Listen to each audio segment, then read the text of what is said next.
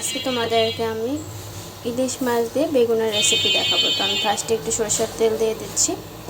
তো তার মধ্যে হচ্ছে তেলটা যখন একটু গরম হয়ে আসছে তখন আমি দিয়ে দিচ্ছি বেগুনগুলো।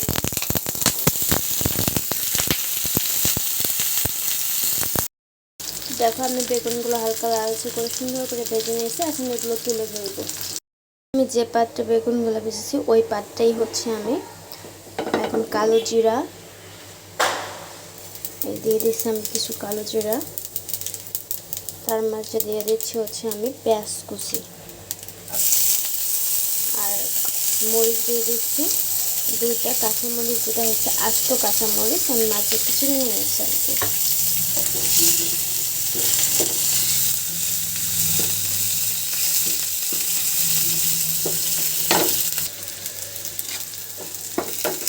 তার মাঝে দিয়ে দিচ্ছি হচ্ছে আমি মরিচ বাটা আর এর মাঝে হচ্ছে জিরা বাটা, দুটো একসাথে করে আমি সুন্দর করে একটু ভেজে নিচ্ছি। লালচে লালচে হবে ওই রঙটা নিয়ে আসছে।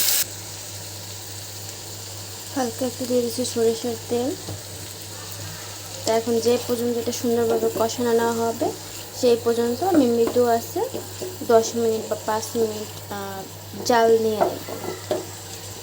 কষানোটা যত টাইম লাগে একদম মৃদু আছে আমি একটু সময় নিচ্ছি, তারপরে এর মধ্যে ইলিশ মাছটা দিয়ে দেবো। তো মশলাটা কষানো হয়ে গেছে, পুরো তেলটা উপরে উঠে গেছে। এখন আমি ইলিশ মাছটা দিয়ে দেবো।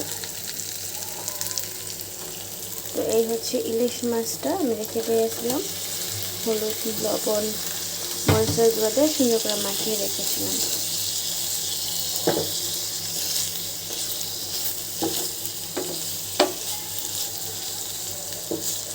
এই ইলিশ মাছে বেশি মশলা দিতে নেই, যতটা মশলা দিবেন ততই হচ্ছে এটা স্বাদটা থাকবে না বা এটা যে ঘ্রাণটা ইলিশ মাছের এটা আসবে না। এই জন্য চেষ্টা করবেন মশলাটা কম দেওয়ার।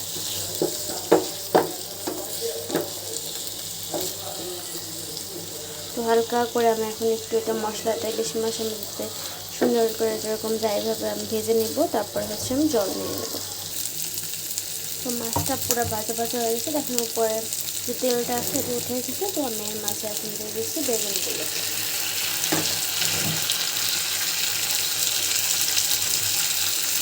তো বেগুন দেওয়ার পরে এখন আমি এর মাঝে হালকা জল অ্যাড করে দেবো। যতটুকু জল দরকার আপনার পরিমাণ মতো ততটুকু দিয়ে দেবেন। তো পরিমাণ মতো আমি কিছু জলও দিয়ে দিচ্ছি।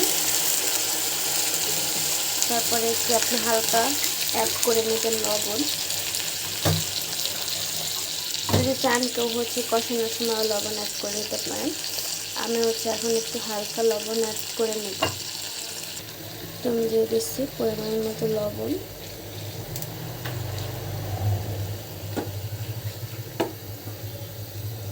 তারপর আমি জল দিয়ে দেবো। এখন অনেকটা গ্যাসে মৃদু আছে, এখন এইভাবে হচ্ছে গিয়ে থাকবে আর কি। কিছুটা সময় আমি ঢেকে দিব এখন।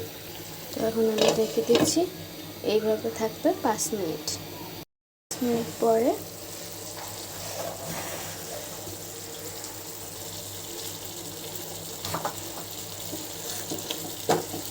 তো এই হচ্ছে